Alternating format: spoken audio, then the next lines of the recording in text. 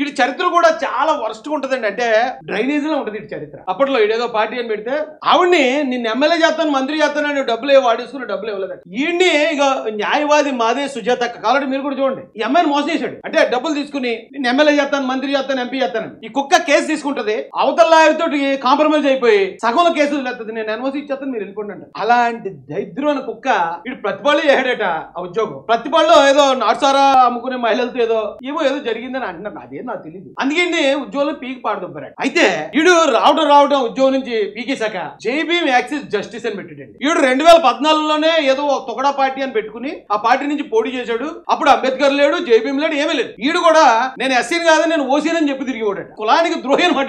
అసలు ఈ పక్కోడిగాడు ఎప్పుడు వచ్చాడు తెలుసండి లైవ్ లోకి. నేను ఛాలెంజ్ చేస్తున్నాను, రే జాడా ఛాలెంజ్ చేస్తున్నాను. రాజేష్ మహాజన్ అనే వాడిని జగన్మోహన్ రెడ్డి అరెస్ట్ చేసిన తర్వాత నా ఎఫ్ఐఆర్ కాపీలన్నీ పట్టుకుని మొహాన సున్న రాజేసుకుని మీడియా ముందుకు వచ్చి అయ్యి అన్ని తప్పుడు కేసులు రాజేష్ గారిని ఇలాగ అరెస్ట్ చేశారు, ఇవన్నీ తప్పుడు కేసులని ఈ పకోడి కూడా వీడియో పెడితే మహాజన్ కుర్రాళ్ళందరూ వైరల్ చేశారు. నేను చేబ్రోలో ఫైట్ చేస్తుంటే ఈ కుక్కలకు ఫోన్ చేసి రాజేష్ గారు అద్భుతమైన ఫైట్ అండి, నేను పలానా ఉండండి ఆ ఉద్యోగం చేసి ఎప్పుడు చూసినా అదే పాఠం. అలాంటి ఎదవ ఈ రోజు సడన్ గా జగన్మోహన్ రెడ్డి గారు ఏమంటే జగన్మోహన్ రెడ్డి గారు ఇప్పుడు మొన్నదాకా సుధాకర్ గారినో లేకపోతే ఇంకోటి అన్ని చెప్పాం కదా. ఎస్సీల మీద అన్ని దాడులు జరిగాయి, గవర్నమెంట్ లో శిరోమండనాలు జరిగాయి, హత్యలు జరిగాయి, డెడ్ బాడీ డోర్ డెలివరీ జరిగింది. ఒరే కుక్క సడన్ గా నువ్వు అటెంప్ట్ జరగడానికి కారణం ఏంటరా?